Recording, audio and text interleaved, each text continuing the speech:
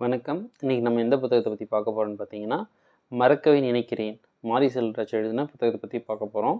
மாரி செல்வராஜ் வந்து டைரக்டர் மாரி செல்வராஜ் தான்.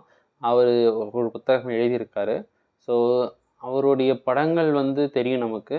கொஞ்சம் கேஸ்ட் வேஸ்டடாக இருக்கும். ஸோ சம் பீப்புள்ஸ்க்கு வந்து அது ரிலேட்டபுளாக இருக்கும். சம் பீப்புளுக்கு வந்து அது ரிலேட்டபுள் இல்லாமல் இருக்கும்.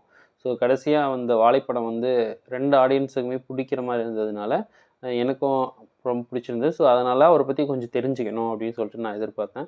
அதுக்காக இந்த புத்தகத்தை வாங்கி படித்தேன்.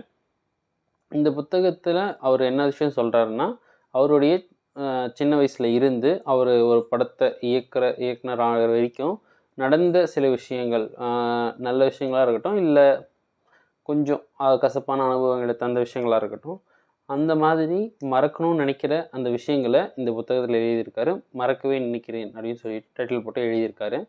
இந்த புத்தகம் உண்மையாகவே பார்த்தீங்கன்னா, ஒரு நல்ல எழுத்தாளர் மாரி செல்வராஜ்ன்றது இந்த புத்தகத்தை படிக்கும்போது தான் எனக்கு தெரிஞ்சது. அவர் படம் டைரக்ட் பண்ணியிருக்காரு. பட் இவ்வளோ அழகாக எழுதுறாரு அப்படின்றது எனக்கு இந்த புத்தகத்தை படிக்கும்போது தான் தெரிஞ்சது. ரொம்ப அழகாக எழுதியிருந்தார். அவருடைய வாழ்க்கையில் நடந்த விஷயத்துங்களை சுவாரஸ்யமாக சொன்ன விஷயங்களாகட்டும், இல்லை அவருடைய படத்தில் காமிச்ச சில விஷயங்கள்.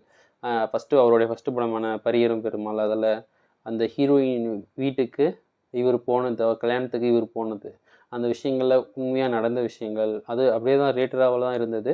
ஸோ உண்மையாக ஒரு புத்தகத்தில் படிக்கும்போதும் அது ரொம்ப கொஞ்சம் நமக்கு நெருக்கமாக நடக்கிற மாதிரி இருந்தது. அப்புறம் அவருடைய அப்பா வந்து ஒரு கூத்தாடுறவராக இருந்தது, அதுவும் உண்மையான விஷயங்கள். அதை வந்து படிக்கும்போது நமக்கு ரொம்ப ரிலேட்டபுளாக இருந்துச்சு. உண்மைக்கு நெருக்கமாக இருக்கிற மாதிரி இருந்தது. ஸோ இந்த மாதிரி அவருடைய வாழ்க்கையில் நடந்த விஷயங்களை பற்றி இந்த புத்தகத்தில் எழுதியிருக்காரு. இதில் நிறைய விஷயங்கள் எனக்கு ரொம்ப பிடிச்சிருந்தது. அது மட்டும் இல்லாமல் அவர் சவுத் சைட்லேருந்து வந்ததுனால, நமக்கு படிக்கும்போதும் அந்த பக்கத்தில் இருக்கிற பழக்க வழக்கங்கள் அவ்வளோவா தெரியாததுனால, படிக்கும்போது நம்மளுக்கு இன்ட்ரெஸ்டிங்காக இருந்தது.